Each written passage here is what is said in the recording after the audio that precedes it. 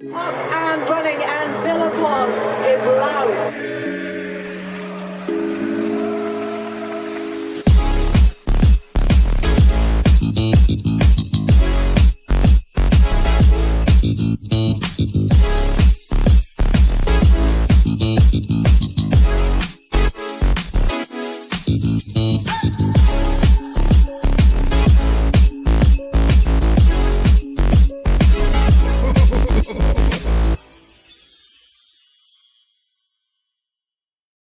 Hello and welcome to the Villa Park podcast. It's me, Rich, and I'm back with your favourite show of the week, Talking Tactics. And what a talking tactics it will be, reflecting on another victory, yet another victory. Aston Villa 1, Arsenal 0.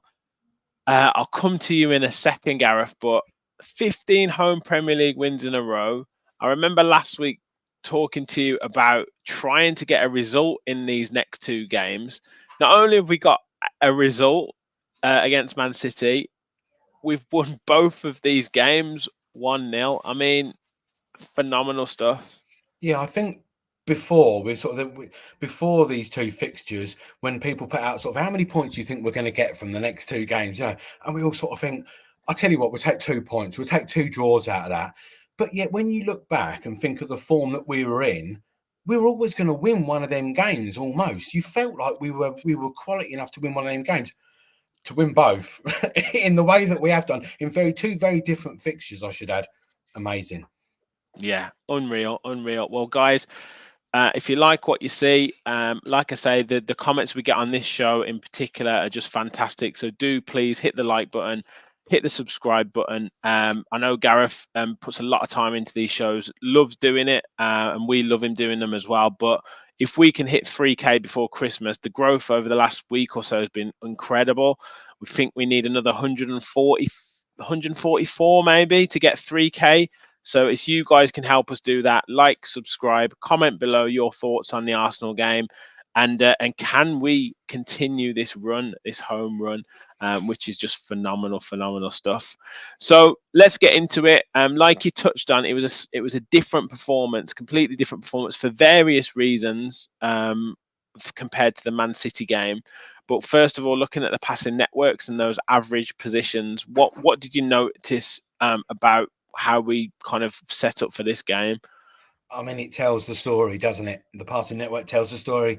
We didn't see a great deal of the ball, and when we did, we sort of tried to keep it at the back a fair bit and just sort of concentrate on sort of retaining possession to give everyone a bit of a breather in sort of, not having to sort of defend constantly from the Arsenal attack. And yeah, it's just one of them things. It is what it is. We set up in the same way with Tielemans just behind Watkins, which kind of pretty much worked. But I think, again, Tielemans is in that role for his defensive work just as much as he is his attacking work, but maybe the latter even more so. But yeah, just solid is probably how I would do it. Yeah. Nothing's picking up there in terms of any excessive like networks of passes or any kind of patterns of play. It was very much stopping Arsenal, as we'll come on to. And I know a certain Robbie from AFTV has had quite a bit of criticism, but I'm pretty sure not only did the setup of both teams play into effect, but the conditions. You could see it watching on TV, but those conditions must have played a part in the flow of the game, so to speak. I don't know what you want me to say to that. I don't know. Footballers have got to play in all conditions. That's all. Of course. It just seemed to me that like Villa were trying a lot more. Like you see that Martinez there, we were trying a lot more direct route, longer passes across over the top, because I don't think we could get the rhythm going through. And then you do that, and in it we weren't particularly accurate in doing that as well. So maybe little bits played a part. I think if you win the game, you don't care about the weather. If you lose the game, you do. It's not an excuse for me.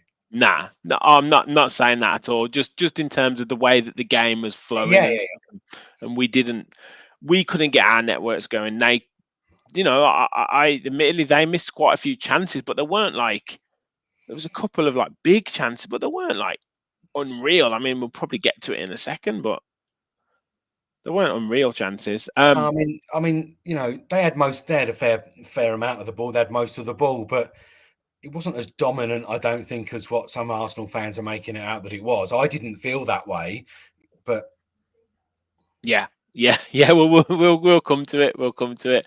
I mean, this just highlights that fact as we've seen expected threat contributions, passes and set pieces at upwards of 0.4, 0.5, even 0.6 at times, you know, when we've really dominated performances.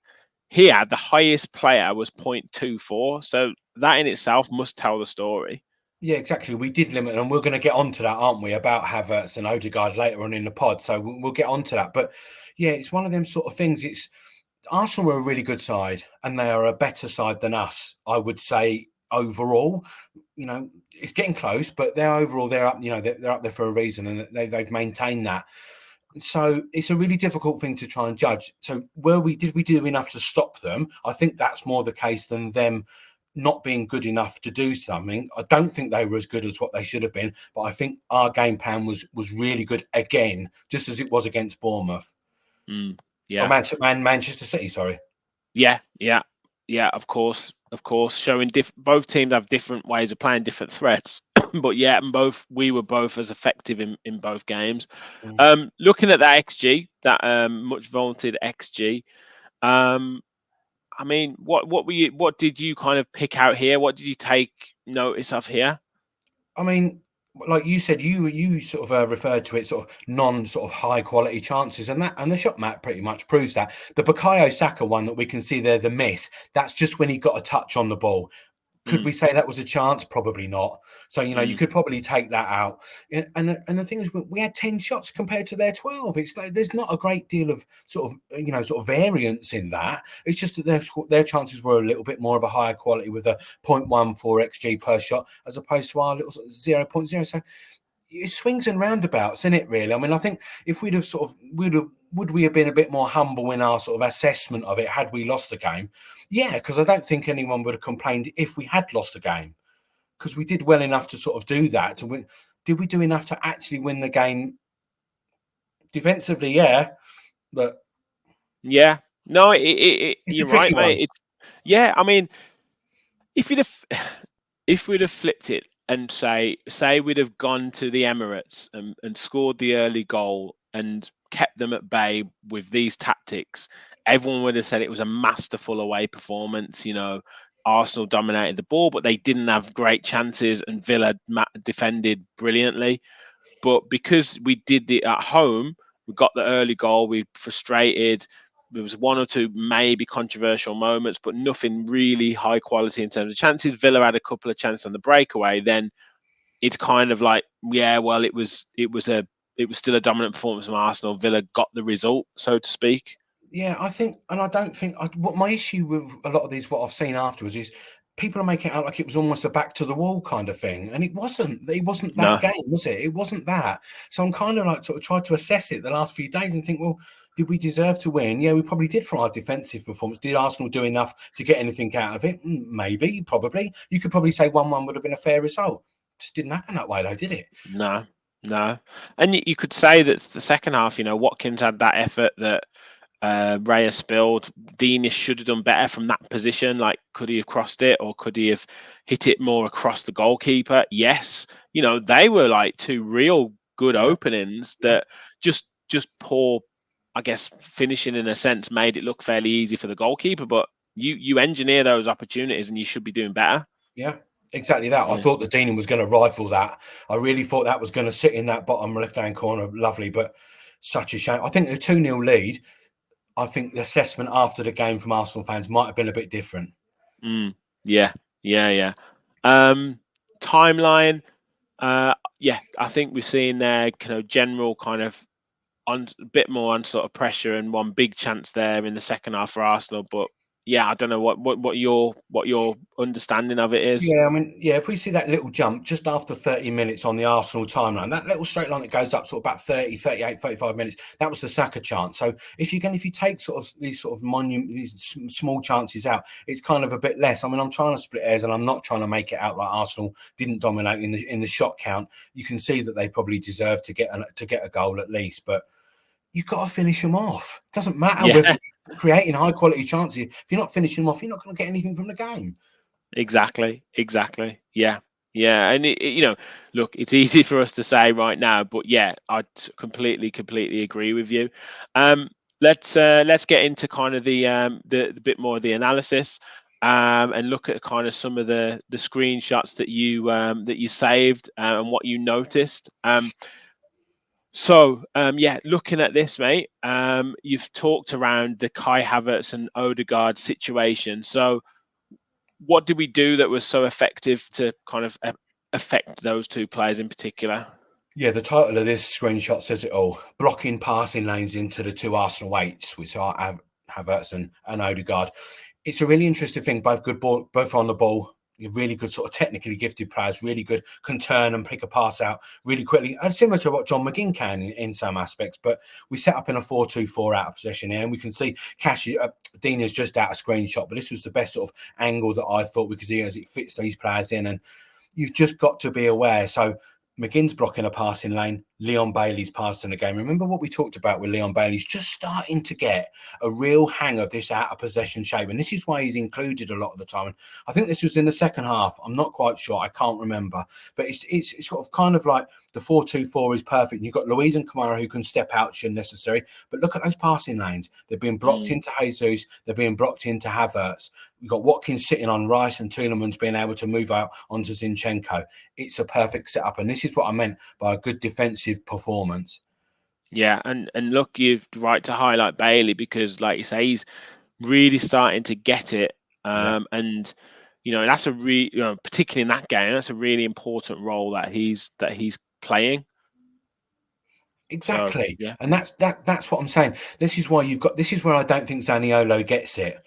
And we spoke about it a lot before. I think Leon, this is in the first half, isn't it? Yes, it is, yeah. Yeah, so I apologise. So they're just trying to get it. They're trying to get it right. And Bailey, he's taking a lot of instruction. If you hear his name a lot being shouted from the touchline by the gaffer. You hear it a lot, Leon. And so I think he's just trying to guide him sort of through certain positions of where he's supposed to be. Yeah, we're a little bit left-sided here. You've got a man on the right-hand side at the top there, Martinelli. A little bit maybe 2-3. So I think the Cash and the concert sort of scenario is still up for a little bit of debate, but you can't deny that Ezri's not done fantastic there. Yeah, excellent stuff. And then another player, you teased this on Twitter, and prep for the show. Boubacar Kamara. We've got a couple of slides focusing on him. So, what was so important about his job on Saturday? Yeah, I mean, listen, I have to pick through a lot of different things about what we can fit in this podcast to make it interesting and to make it, sort of relevant and what people might not have seen so much. And going to come up with two slides. So the first one is Kamara. Here we can see we're in a bit of a 4-2-3-1. So we've sat back a little bit. We've just changed a little bit. It might just be that the screenshot's taken at a certain time, but you can see that McGinn is then pushing up a little bit onto Declan Rice. Zinchenko's come central, so it's Tielemans' role. So we had to be really fluid in that midfield shape when we were out of possession. So Kamara just sitting in there. If we move on to the next screenshot, Rich. Yeah. So here we go. Yeah. So now we can see that Arsenal progressed the ball upfield a good 20, 30 yards, let's say. Kamara started to drop in. I noticed this a lot. Luiz and McGinn didn't do it. It was Kamara. Kamara tended to drop into these patches on either side as well. He did it on this side as well. And it's really interesting. Again, you're marking Kai Havertz. So you're marking the eights. And you look at McGinn coming back to sort of try and sit on Odegaard a little bit more. But you're marking those half spaces where Arsenal are like to try and get the ball and play a quick one to a Martinelli's in. Now, he didn't. He did it a couple of times, Martinelli. He got in on a few occasions. That's why I think Ezri's a little bit short in those little sort of those situations where he's got to come give 1-2, quick give and go, bang, he's in. And I think Cash reads that a little bit better as an orthodox right back. But I just wanted to highlight Kamara's position there, really. Yeah, no, it's excellent stuff. Now this was this was quite interesting because I imagine David Raya obviously come under a bit of criticism for a few mistakes, set pieces, but yeah, you've named it crowded house. I mean, look at the players around him, like absolutely crazy. It was incredible. And I think noticeably that Leon's taking these corners now, these in swingers from this side. So normally it's Dougie from both sides, or sometimes John, but it's usually Dougie from both sides a lot of the time, and with an outswinger from this side. But we're not. Every time we look to swing in the ball. So Leon on that side, Dougie on this side. It's just such a shame the delivery wasn't better, because I think we could have got something from this. I really do. I think it was there. And I think we can be biased, but this Austin McPhee, these set pieces are some of the best I've seen in the league for a long, long time. The intuition of them and the thought that's going into them is fantastic. And by doing this as well, you're stopping a counter, by the way. Yeah, yeah. He, I mean, he's faced a fair bit of criticism and some from this podcast, but yes, the players seem to be buying into a lot of what he's saying. He goes into a lot of detail, and we've talked quite a lot about how important both defensive and attacking set pieces are to the game, because especially if we are going to get into this challenge for the Champions League or even a title, if you can score from set pieces, particularly away from home, it's huge, isn't it? It's an added thing. It's probably, to be fair, Rich, the only thing that we're missing at the moment is to be a bit more threatening on set piece goals and things like that. And it's just that Dougie delivery from that side. If I'm just sitting there, I can see it in my head now when I was watching the game. If only that was better, because Raya was in trouble. You got some big guys in there with Carlos, and Esri. It just needed to be that little bit better. And Leon's delivery was quite poor. I don't think he's a set piece guy. I don't know why Luca Digne didn't take these pieces from this side, to be honest. Yeah, agreed. And last one, you've named it right back at you, +1. So again, we're expecting some Gareth insight here. What did you notice here? Yeah, we basically played Arsenal at their own game, because this is how we tend to set up. We've set it up with the 2 6s and the 2 8s, which is in this, usually sort of McGinn and Tielemans in this aspect, because when Leon's playing, we play with a wide man and Tielemans sort of drops off to make those 2 8s. So this is basically what Arsenal were doing up the other end with Havertz and Odegaard. It's just our shape 4-2-2-2 is a little bit different. But yeah, I put the +1 because we've added an extra man in Douglas Luiz. They play with a 2 8s. We tend to push Dougie up into these situations. So you've got an extra man in midfield, which means somebody of Arsenal's got to drop back. And it was just an interesting sort of thing. I thought that Dougie in between the lines could have been a little bit better, maybe. Don't think McGinn saw enough of the ball in these positions. But yeah, +1 is the Dougie in behind a little bit more. Fantastic. Well, look, again, brilliant analysis there, Gareth. Like I say, things that we don't spot, and really good in terms of showing us, some of the tactical tweaks that Emery puts in to get us these results. And this is the thing, right? It's every game, slightly different tweaks, slightly different formation changes, slightly different roles for players, and overall tactics that are proving to be so effective. It's adaptability. You really want your players to be able to take on board ideas and carry them out. And you can only say, let's say Leon and Nicola Zaniolo are the only ones who sort of has really struggled to get over it. The midfielders have took to it like a duck to water. This 4-2-2-2 shape that we talk about, it's ideal. And it's funny what happens in January, because if anyone's coming in, they've got to be so right, because they've got to sort of join in quite quickly and adapt to this sort of situation. And it's fantastic how these players adapt to different little tweaks, as you say. Yeah. Well, we've got this Conference League game on Thursday. We've got Brentford on Sunday. Another tough one, another tough ask. How do you think he'll approach it? Like with this Drinsky game, we've had quite an intense period last week. I guess valuable that the players, or majority of players, will have had this week off to kind of recuperate a little bit.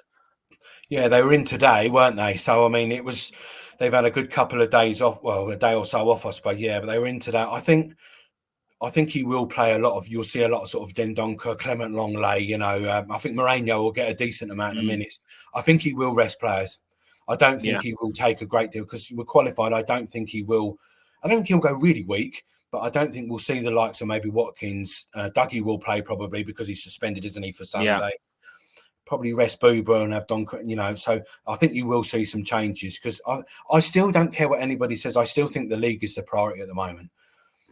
Yeah, well, they need a point, don't they, on Thursday, and that whatever team he puts out should, you know, regard whether it's players wanting to play for a shirt to get into the first, like the full first team for Premier League, then they should be motivated, and also like the quality of our players should be able to kind of withstand, you know, Zrinski, Mostar at their place. So, you know, let's go after it and get the win. And then I mean, that's what I was going to say as well. Don't forget, we've got players coming back from injury like Mourinho, quality players like Mourinho and JJ, for example, who still need minutes and everything else. But yeah, we should be getting a point, shouldn't we? So I don't think there'll be a lot of problem, but I think we'll see a few changes, and it'll be interesting to see how people get on.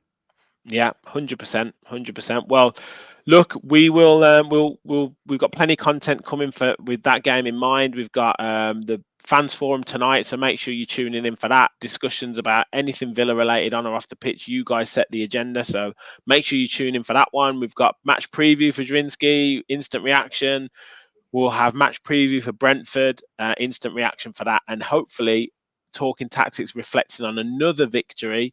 Potentially taking us top of the league. I mean, what can you say about that? But yeah, Gareth, once again, thank you so much for your time. Where can people find you? You're getting loads of interaction, which is great. So where can people find you? Yeah, people can find me at AJC on Twitter. Yep. Perfect. Guys, thank you all for watching. Make sure you hit the like button if you haven't already. Hit the subscribe button. Comment your thoughts below. Any questions you've got for Gareth as well regarding Villa and their tactical approach, please do ask us. Once again, thank you all for watching. And as always, remember, we all follow the Villa. Thanks, everyone.